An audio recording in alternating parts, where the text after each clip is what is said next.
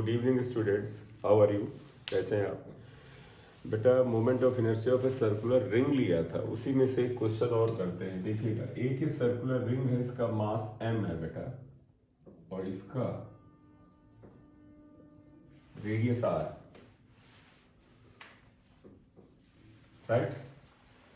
ये कहते गए इस क्वेश्चन में कि इसका कुछ हिस्सा अगर हटा दिया, ध्यान रखिएगा मास पूरे का ही है, अगर आप इतना हिस्सा रिमूव कर दें, इफ रिमूव दिस पोर्शन, इस पोर्शन का एंगल दे देते हैं, मान लीजिए एंगल 30 डिग्री, तो कहेंगे रिमेनिंग पार्ट का एमआई बताइए। ठीक, M be the mass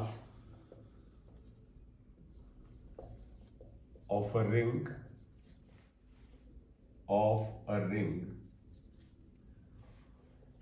of radius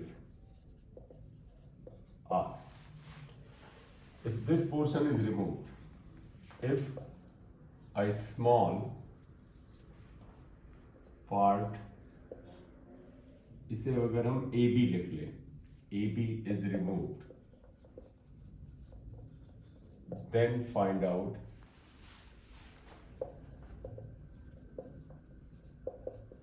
MI of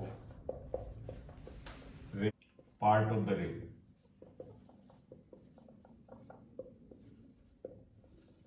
अब यह किसके about? Axis passing through centre of mass and perpendicular to plane about an angle, an axis passing through center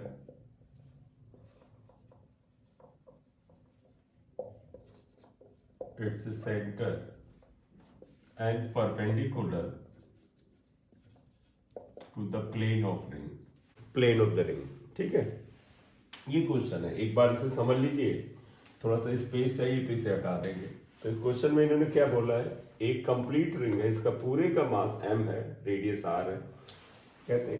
तो इसमें से ये स्मॉल पोर्शन हटा दिया जाता है, तो इस वाले पार्ट का mi बताना है। बेटा एक चीज समझ लो, रिंग बेटा पूरी कंप्लीट हो या उसका पार्ट एक हो, उसके परपेंडिकुलर एक्सिस के अबाउट mi जो होता है वो हमेशा mr² होता है। अब कहोगे कि सर mr² मतलब इसका आंसर mr², अगर नहीं, उस समय मास इस रिमेनिंग पार्ट का होगा।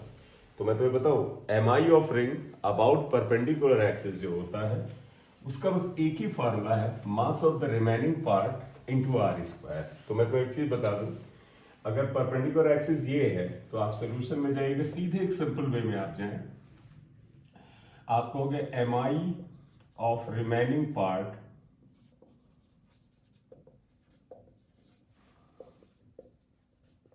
अबाउट z एक्सिस का मतलब perpendicular to the plane. Clear?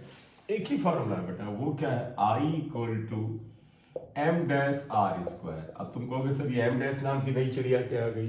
m dash जो है बेटा, वो जो बचा हुआ हिस्सा है जो यहां से यहां तक है, इसका मास है। तो m dash is the mass of remaining part, जो बचा हुआ है उसका मास है। तो आप इसका मास निकाल के यहां पे रख दो, आंसर आ जाएगा। कितना भी हो, हाफ रिंग हो बेटा, मतलब आप समझ लीजिए आधी रिंग हो, तो भी आप ऐसे ही चलोगे, उस आधी रिंग का मास आप निकाल दो। क्लियर? ये है। अब इसे इस यूनिटरी मेथड से निकालते हैं। देखिए बेटा, ये पूरा रिंग जब था, पूरा रिंग, बात देखो, पूरा रिंग जो होता है एंगल बनाता है 360 यानी 2 पाई। तो जब ये एंगल बना रहा था पूरा 360, तो इस पूरे का मास m था।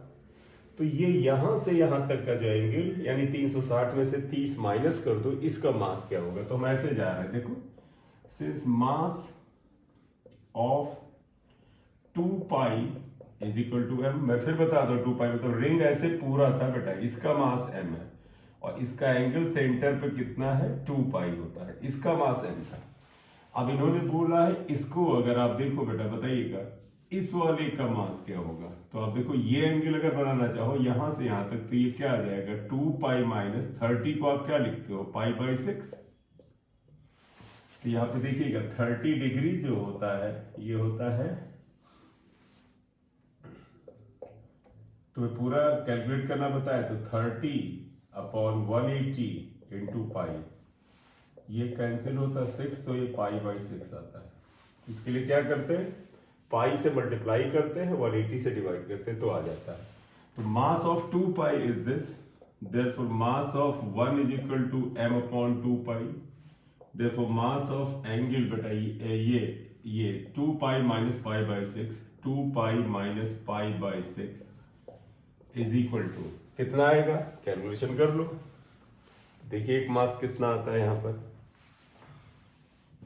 ये आएगा m अपॉन 2 पाई, ये वैल्यू यहाँ ले और 2 पाई माइनस पाई बाई 6।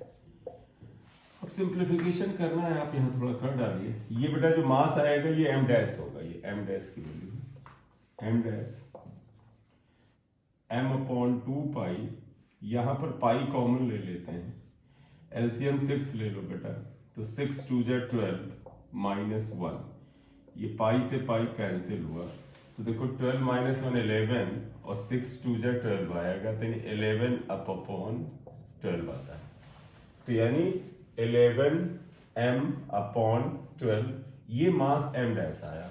आप यहाँ रख दो, आंसर आ जाएगा। Therefore mi of remaining part हो जाएगा 11 m अपॉन 12 r स्क्वायर, ये आ गया आंसर हो गया। क्लियर? इसी तरह से अगर हाफ रिंग ले लें आप उसका भी ऐसे ही कर सकते हैं, ऐसे ही आ जाइएगा mi ऑफ हाफ रिंग, तो मैं तुम्हें बता दूं बेटा आंसर वही होने वाला है। अगर आप चाहें तो डेरिवेशन पे चले जाए, ऐसे ही कर ले, देखिएगा mi of the semi circular ring, निश्चित रूप से अबाउट जेड एक्सिस लेंगे, about an axis perpendicular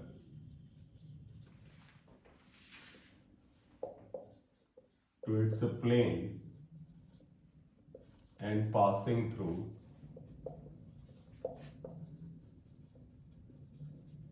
center of mass, perpendicular to its plane and passing through center of mass, इसके सेंटर ऑफ मास से अगर पास हो, देखिए बेसिकली क्या है, देखो सेमी सर्कुलर रिंग का ना, आप मान लो ये देखो सेमी सर्कुलर रिंग है, ये आधी रिंग है,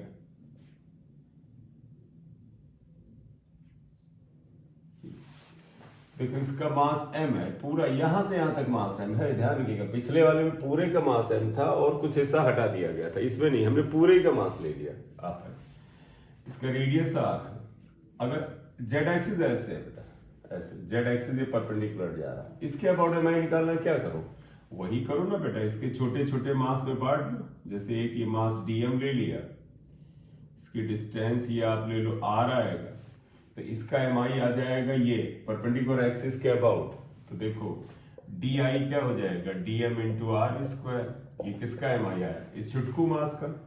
अब अगर कहा जाए पूरे रिंग का, तो बेटा आपको पता ऐसे देखो ये mi आया इस छुटकू मास का। अब अगर कहा जाए पूरे रिंग का बताओ, तो ऐसे छोटे छोटे मास यहां से यहां तक निकालो, तो आएगा देयरफॉर mi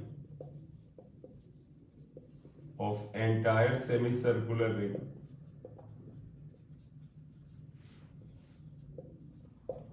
I लिखें क्या आएगा, इंटीग्रल dm r स्क्वायर तो कांस्टेंट ही है बेटा, हर जगह ये पॉइंट की दूरी r, ये पॉइंट की दूरी r, और इंटीग्रल dm तो m होता है, तो इसलिए r स्क्वायर m, यानी mr स्क्वायर ही आएगा बेटा। तो आई मीन टू से एक सेमी सर्कुलर रिंग है, देखो एक कंप्लीट रिंग है, परपेंडिकुलर एक्सिस के अबाउट mr स्क्वायर होता है, m पूरे का मास है। सेमी सर्कुलर रिंग है यानी आधी रिंग है, अगर इसका मास m है तो ये आ जाएगा mr स्क्वायर। अब अगर ऐसे कहते हैं कंप्लीट रिंग का मास m है तो सेमी सर्कुलर का बताओ, तो आप ध्यान देना अगर पूरी रिंग का मास m होता तो आधे का तब क्या होता है, m/2 होता है, तब ये फार्मूला होता है m की जगह m/2 इंटू आर स्क्वायर, ये आता है। ठीक है।